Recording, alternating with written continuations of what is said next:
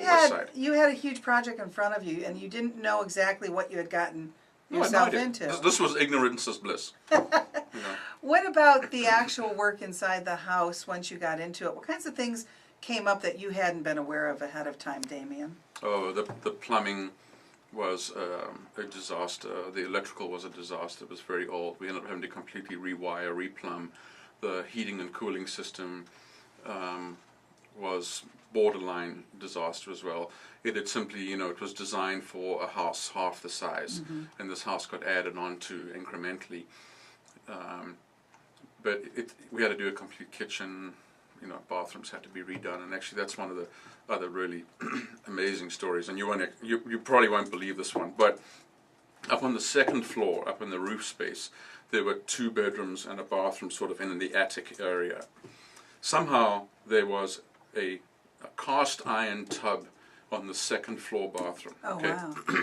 So we're working, we've ripped up all the tile, because this guy who'd been doing the tile work liked to drink as well, and so he started that project one morning, and by the time he got to the end of the tile laying, it went from this kind of nice regulated terracotta tile pattern into sort of a mosaic kind of free form by the other end of the bathroom. Wild, man. Yeah, so all of that had to come up, and here was this cast iron tub. We were redoing the plumbing at the same time, and it was Christmas, it was holidays. So I decided I was going to take a few days off. And so what was happening, the plumbing that got stubbed to above the tub before the faucets went on, the little cap on the end of one of the water supply lines wasn't soldered on properly, so it was dripping, literally just drip, drip.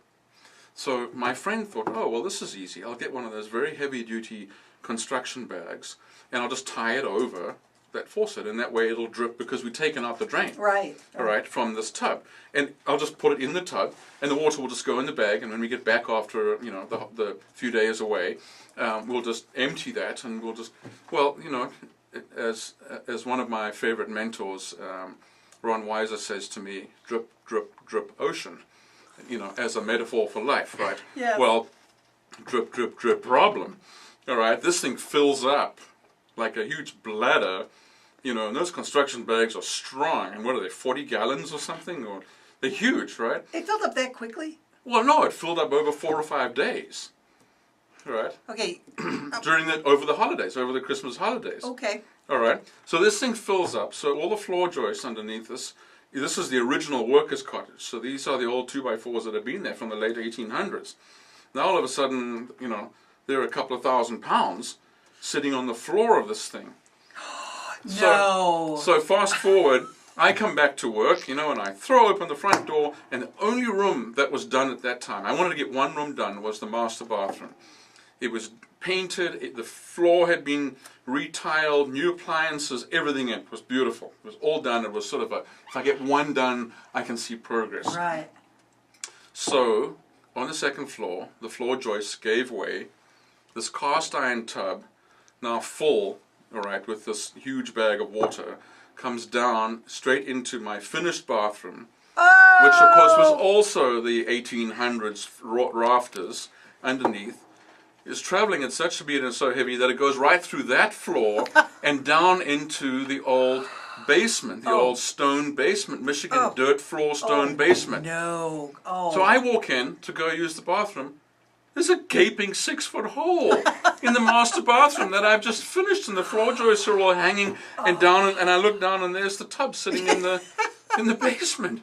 So when I sold the house, you know, and the staircase, of course, to these old houses, you know, they're only 18 inches, 24 inches, very narrow, very steep, right? And this one was behind the furnace and so on. And when I sold it, we were doing the house inspection, and either the inspector or the buyer said to me, how did this thing get down here? And I said, you know what? You don't want to know. Oh my God! You just left it in the basement. I bet it's still there. There's no way you could get that thing conversation piece out of there. You know. That's amazing. What a story. Were you able to salvage much of the bathroom that you had completed on that yeah, floor? it smashed all the floor. We had to put new joists in from below and in a crawl space, and yes, so we were able to put it. When you're dealing with an old house like that, how important is it, the wood that was there from the 1800s, that sort of thing, to I don't know, how do you check that to make sure that it's going to be okay?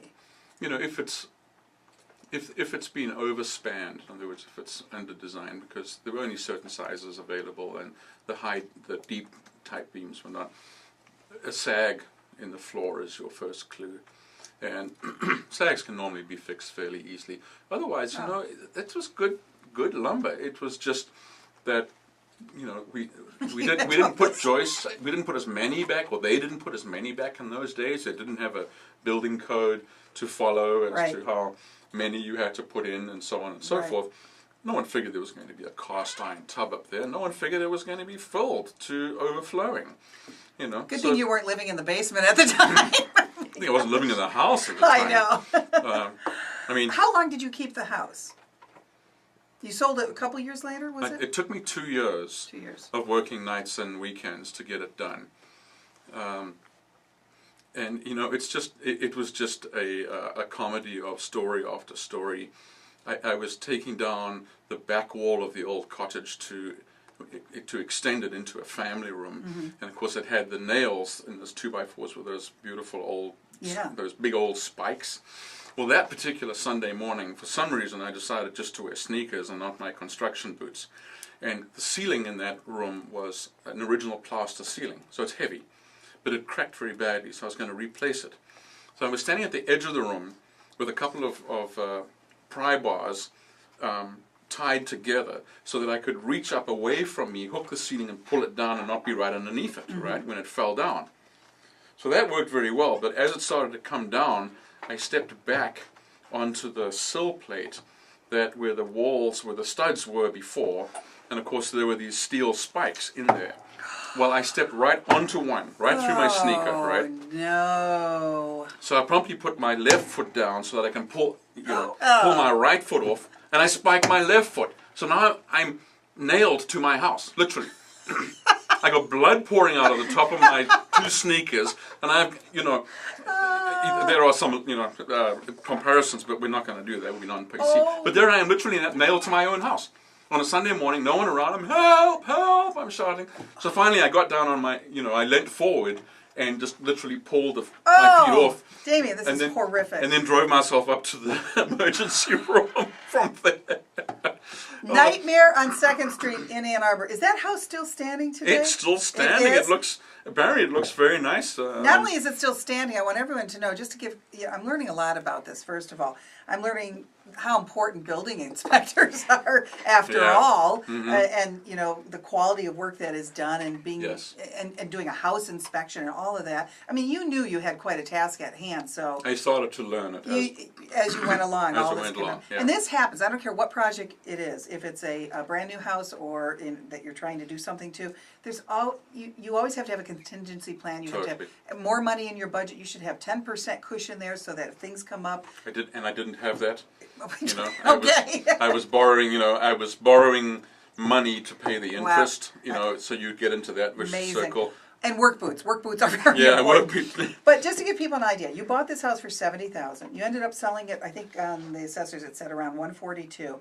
But then you put in a whole ton of money in between there, right? I had to write a check for $8,000 when you at the closing. Oh my gosh. You don't want to be writing checks when you're selling your own property. But it certainly was a good illustration of Damian Farrell's work, was it not? Oh, it was. It was utterly charming when it got all done. It was wonderful.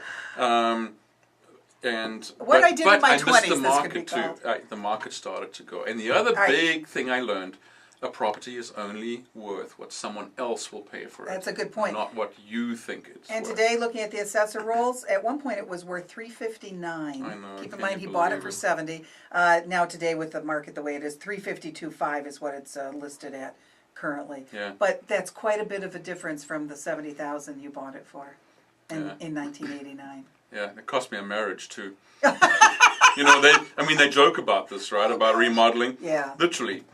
Wow. My first marriage dissolved in the middle of all of this. Wow. Well, if you can't laugh about something like this and have fun with it, what can you do? You know, there are other stories. You know, opening up a yellow jacket nest underneath the bay window of the Queen Anne edition, sitting, you know, on my bottom right in front of it, pulled out the panel that had been put underneath, and this entire yellow jacket nest. They all leave the nest and fly straight into my face, all right, and just dinged my entire Oh, neck no, and face. no. Fortunately, a neighbor across the street saw this happen, ran over, put me in his car, and took me to the emergency room again. The emergency room up on Maple saw me 4 times during those 2 years for stitches, for all sorts of different things. All right. So, The point of all of this on our Damian on Design segment today on 1290 WLBY is that this can happen to anyone, even to the professionals out Yes. there. And you need to be aware of this before you jump into these kinds of projects. You have to be prepared for it and know that these things happen, and you've got to have the resources to be able to forge ahead, right? yes, correct. All right. Correct. So I think I'm a good